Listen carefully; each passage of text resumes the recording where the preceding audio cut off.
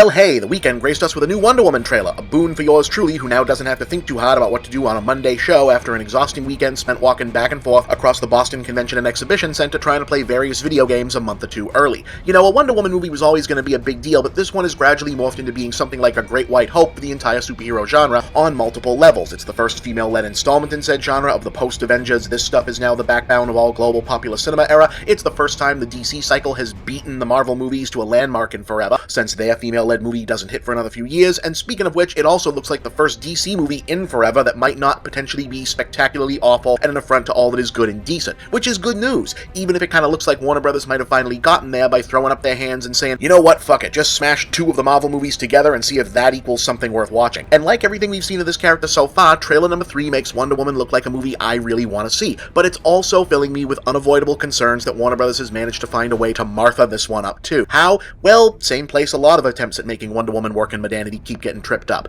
The origin story. See, in case you didn't know, Wonder Woman's deep lore is really, really goddamn bizarre, and thus her origin story is really, really goddamn bizarre. As originally conceived by creator William Moulton Marston, Diana of Themyscira is not just an Amazon, she's a golem. No, really, Marston's original draft was a proto-feminist subversion of the myth of Hercules and the Amazon, where in the DC Universe version of Hercules was actually a villain and a huge asshole who enslaved and abused the Amazons, driving them to revolt and found a safe haven island free of all men. Being made immortal by the grace of their patron goddesses, the Amazons didn't need to procreate in order to keep their population up, but Queen Hippolyta decides she wants a baby anyway, and in lieu of doing things the biological way, makes one out of clay and bids the goddesses to imbue it with life. That's Diana, who grows up to be Wonder Woman. Little strange, right? For most of the post-Bronze Age of comics, DC has tried to either avoid, work around, or retcon the whole technically made of clay thing, frequently but with such little lasting success that I Have Too Many Origin Stories is now a key part of her origin story, the most recent variation thereof having retconned Diana to actually be the daughter of Zeus. That's the origin I think a lot of people assumed going in would wind up being used for the movie, and while that'd be, in my opinion, disappointing since it robs the character of some of her unique essence, it could be lived with, I guess. But bits and pieces in this new trailer suggest to me that the studio found a similar yet different solution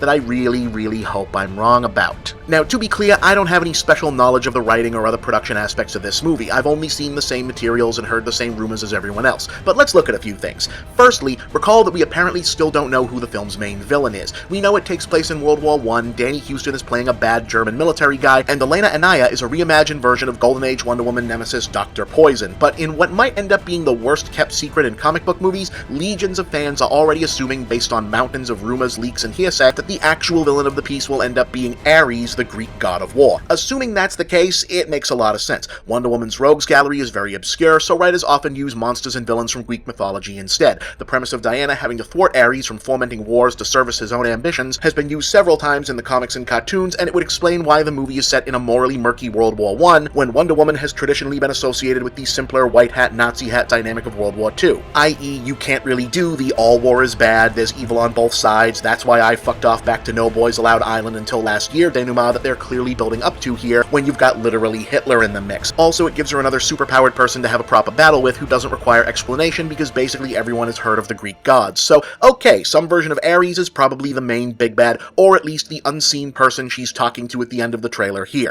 In the name of all that is good, your wrath upon this world is over. Okay, fine. Not super creative, but fine. But what would that imply about the origin stuff? Well, alright, at the start of the new trailer, we meet baby Diana and find out that her mother is all about her not getting involved in the whole weapons of war business. Who would wield it? Only the fiercest among us even could. And that is not you, Diana.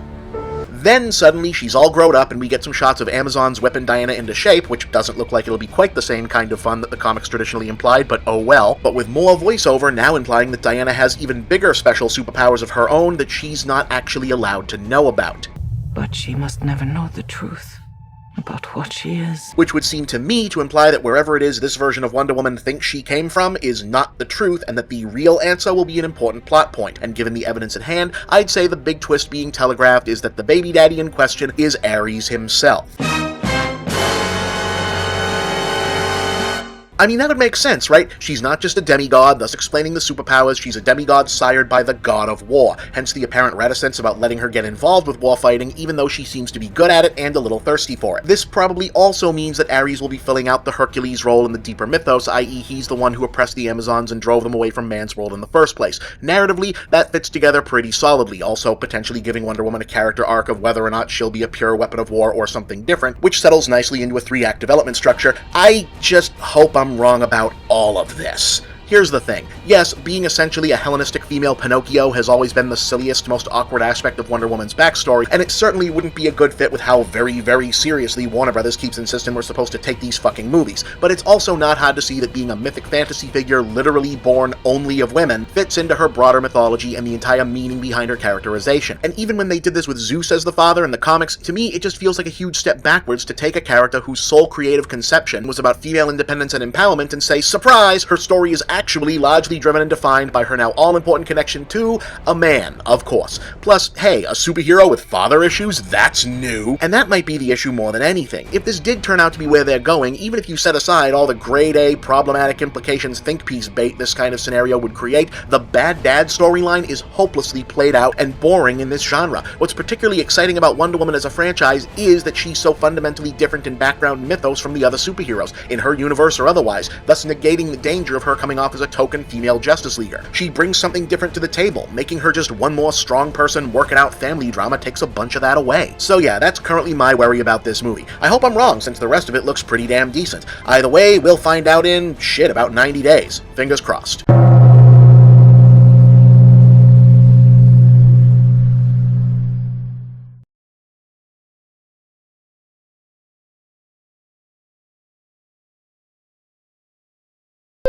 Hey gang, here's a question that keeps coming up. If your handle is moviebob, where are your movie reviews? Well, my old reviews are in a lot of places. You'll find many of them on my YouTube channel, but you'll find the brand new ones on geek.com, an awesome site that's also your one-stop news source for science, TV, gaming, technology, nerd culture, the works. You can find all my reviews directly by going to geek.com/author/bchipman, because that's my real name, and you can get regular updates on all my reviews and all of geek.com's other great content by signing up for their kick-ass newsletter at subscribe.geek.com. And don't forget to also subscribe to the Geek.com YouTube channel, where you'll find the videos that accompany my reviews and tons of other great content too. Remember, that's Geek.com, the Geek.com newsletter, and Geek.com on YouTube. Make sure you don't miss out on all the latest MovieBob reviews. You can also check out my own new website, MovieBob Central, where you'll find my blog, links to all my work, and shop for my books, ebooks, and future MovieBob products. And please remember to like these videos, share them with all of your friends, and subscribe to this channel. Thank you for watching another MovieBob production.